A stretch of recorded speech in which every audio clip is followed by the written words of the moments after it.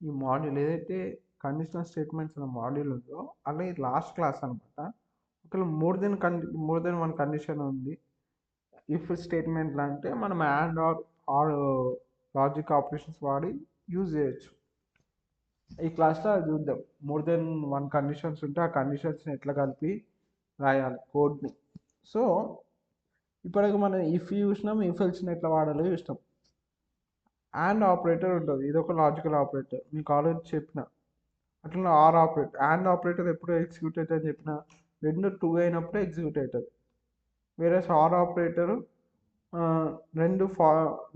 రెండిట్లో ఒక్కటి ట్రూ అయినా చాలు ఎగ్జిక్యూట్ అవుతుంది. వేరే అండ్ అయితే రెండు కండిషన్ ట్రూ ఉండాలి. ఇప్పుడు చూడు, ఏ పర్సెంటేజ్, ఏ ఎగ్జాంపుల్ తీసుకున్నాం సింపుల్గా. సో x8 అన్నాడు, y7 అన్నాడు. ఇక్కడ ఒకవేళ మిడిల్లో నువ్వు అండ్ ఆపరేటర్ వాడినాకో x ఈస్ గ్రేటర్ దెన్ 5 అంటుంది ఇక్కడ. అంటే 8 అనేది గ్రేటర్ దెన్ 5 అంటే ఓకే దట్ ఇట్ ట్రూ. అంటే y ఈస్ లెస్ దెన్ 10 అన్నాడు, 7 ఈస్ లెస్ దెన్ 10 అంటే అవును. సో ఈ రెండు కండిషన్లు ట్రూ కాబట్టి అప్పుడు మనకి ఇది ప్రింట్ అవుతుంది, బోత్ కండిషన్స్ ఆర్ ట్రూ అని. లేకపోతే ఒకటి ఫాల్స్ ఉన్నా ఎల్స్ బ్లాక్కి వెళ్ళిపోతుంది అంతే. ఇప్పుడు ఒక టాస్క్ ఇచ్చిండు, ఒక వేరియబుల్ డిక్లేర్ చేయమన్నాడు ఏ అని, దాన్ని 15 అసైన్ చేయమన్నాడు. ఇఫ్ అని వాడమన్నాడు. ఈ రెండు ఇప్పుడు 15 అనేది 7తో డివైడ్ చేస్తే మనకి ఏంటి వస్తుంది, 7 2 14. రిమైండర్ 0 వస్తుందా, రాదు. సో ఇక్కడ ఏం చేయాలా, ప్రింట్ ఏమని చేయాలి దాన్ని. ఒకవేళ రిమైండర్ 0 వచ్చి అట్లనే 8 డివైడెడ్ బై 5 చేసిన రిమైండర్ 0 వస్తే అప్పుడు మనకి ఏం రావాలి, the number is divisible by both 5 and 7. లేకపోతే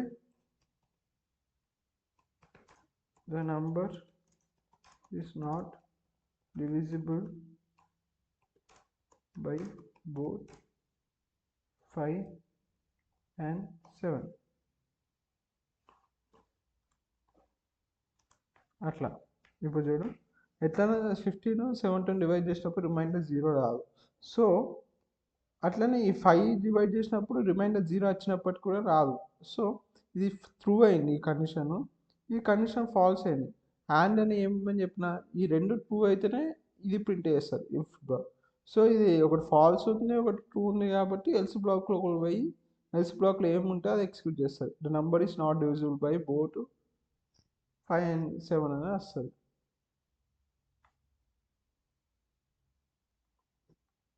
అదే అండ్ స్టేట్మెంట్ అనమాట. ఈ ఆర్ అయితే రెండిట్లో ఒక్కటి ఎగ్జిక్యూట్ అయినా చాలు దానికి. రెండు కండిషన్స్, ఇప్పుడు ఒక దాని ఏజ్ 18 కన్నా తక్కువ ఉన్నా చాలు, ఆడ ఏజ్ 65 కానీ ఒక్కటి టూ ఉన్నా చాలు, అది ప్రింట్ అయిపోతుంది. ఇక్కడ మన టాస్క్ ఇచ్చిండు, వాడు 3 ఇన్పుట్లు తీసుకున్నాడు. Compute the output the following is triple pass if x is greater than either.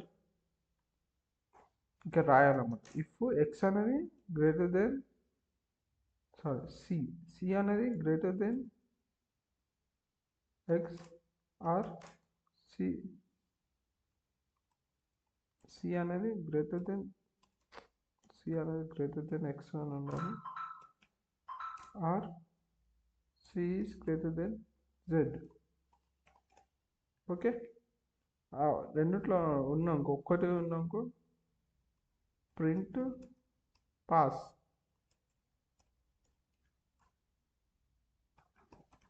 Print pass print. లేకపోతే ఎల్ఇఫ్ ప్రింట్ ఫెయిల్.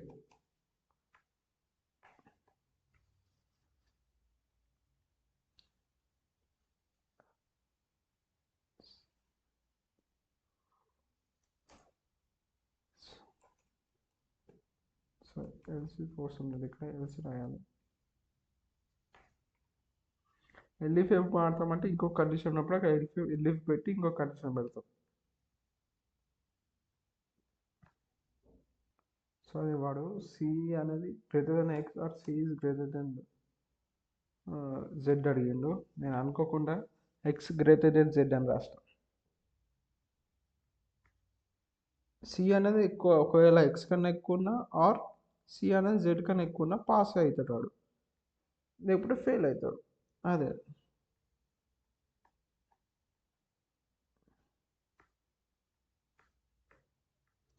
ఇప్పుడు multiple choice question. What will be output of this code? A 10 అంట, b -10 అంట. A is greater than equals to b అంటాడు. 10 అనేది greater than equals to b -10. Yes, అందుకే is greater than or equals to b అని వస్తుంది. తర్వాత a is equals to 0 or b equals to, రెండు 10 is not equals to 0 and -10 ఈ condition పోతుంది, ఇదేం ప్రింట్ కాదు. మళ్ళీ ఇంకో చూడు, ఈ అండ్ ఇచ్చిండు, ఇక అవి ఆ 10 ఇచ్చి ఆ 10 అన్న ఈక్వల్స్ టు 0 అని అడిగితే అదేం క్వశ్చన్? సో ఇది ఏదైతే ఇది ఉందో ఈ రెండు ఇఫ్ బ్లాక్లో సో పోతే ఆ లోపల ప్రింట్ స్టేట్మెంట్ ఏమిటి కాదు, ఎగ్జిక్యూట్ కాదు. A is greater or equals to b, program means ఇదే అవుట్పుట్. అట్లా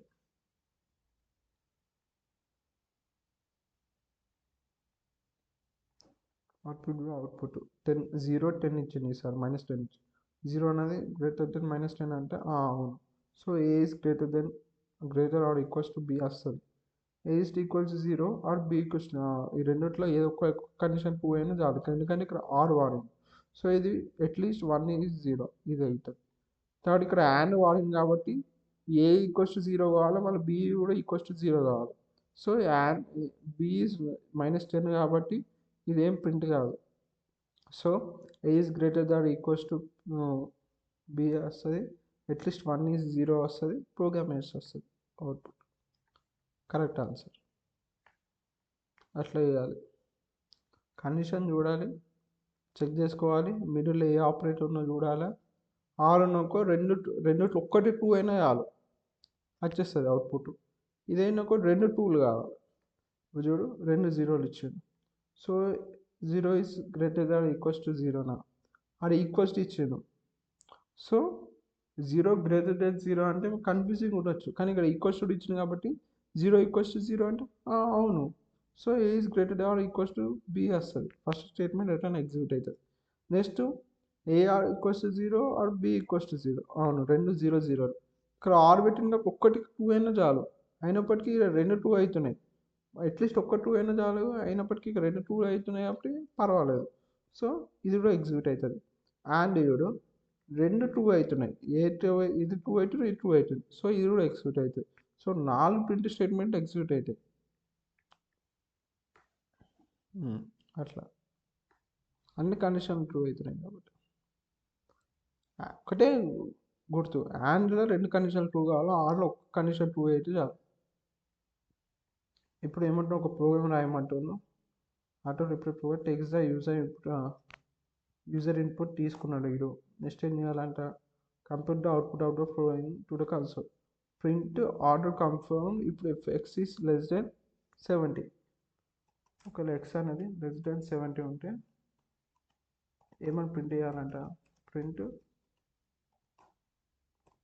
ఆర్డర్ కన్ఫర్మ్డ్. ఓకే, లేకపోతే else print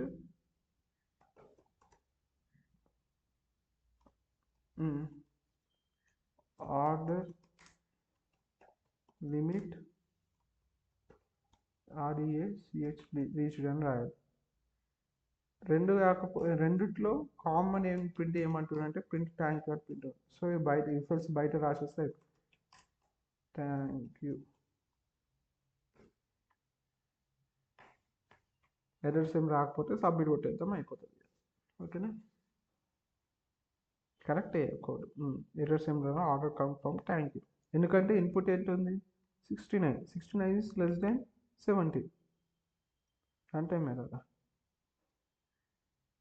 thank you spelling mistakes ఏమైనా, order limit RSH order confirm spell mistake పైన అంటే అంటే వాడికి యాక్చువల్ అవుట్పుట్ మ్యాచ్ కాదన్నప్పుడు కన్ఫర్ట్ స్పెల్ తప్పు కొట్టాడు. ఇప్పుడు చూడు కరెక్ట్ వచ్చింది అది అట్లా. సినారియో బేస్డ్ క్వశ్చన్ ఏంటిది, what will be happen when this code is executed, please also provide the expression for your answer. ఏ 8 ఇచ్చింది, బి 5 ఇచ్చింది. So a is greater then 10 అంటే కాదు, బి ఈజ్ లెస్ దెన్ 10 కానీ ఏ is 8 అనేది greater then 10 కాదు కాబట్టి ఇది కాదు. అండ్ కండిషన్లో రెండు ట్రూ కావాలి. సో కండిషన్ 1 రాదు, కండిషన్ 2 వస్తుంది. ఎందుకంటే 8 అనేది greater then 2, greater than 5. So ఒక్క కండిషన్ 2 అయినా చాలు. సో కండిషన్ 2 అవుతుంది. కండిషన్ 2 అవుట్పుట్ వస్తుంది. Condition 2 prints because in R if any one condition is true, then it will execute the block. Done.